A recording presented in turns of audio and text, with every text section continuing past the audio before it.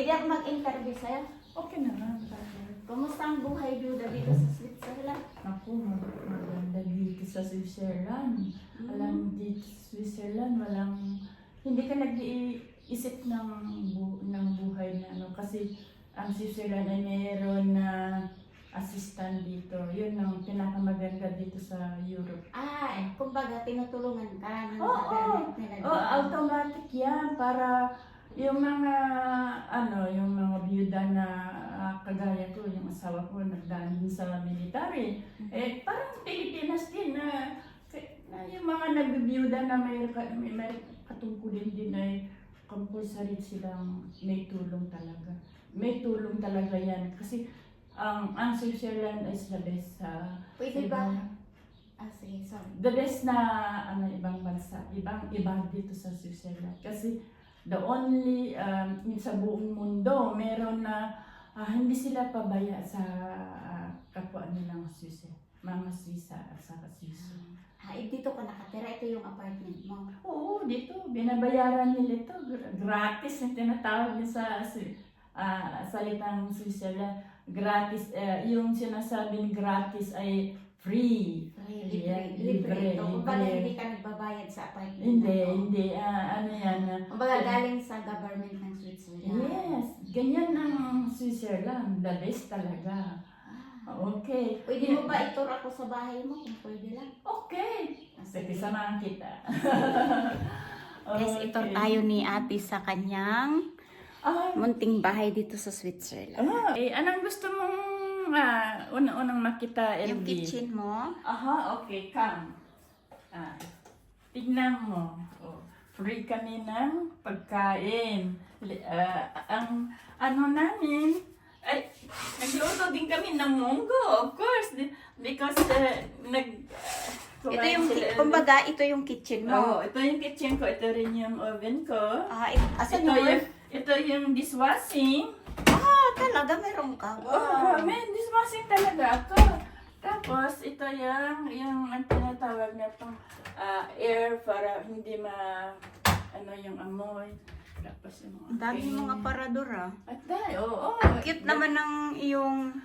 yung pagkain ko. Kitchen. Ito, tignan yung pagkain ko. Kahit pa rin mag-isa ako, ang dami, di ba? Yan. Inom tayo. Ay, wag muna. Yung gusto ko muna makita yung mo, yung tinutulugan mo. Okay, halika. Ito yung sala mo. Ito yung sala ko, tingnan mo. Yung TV ko. Tingnan mo yung TV ko. International, Sige. di ba? Okay. Halika.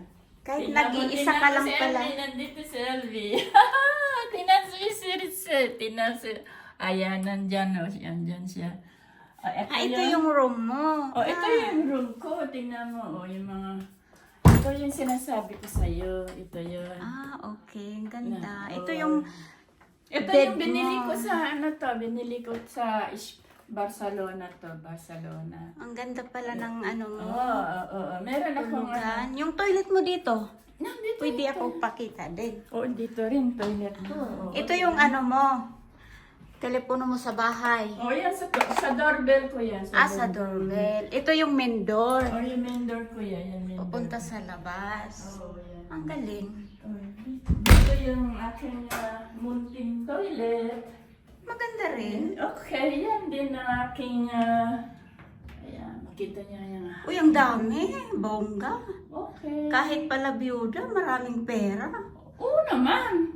Kasi nga, magtrabaho ka. Nagtatrabaho kami dito kahit nagre-rental na kami, may trabaho pa kami.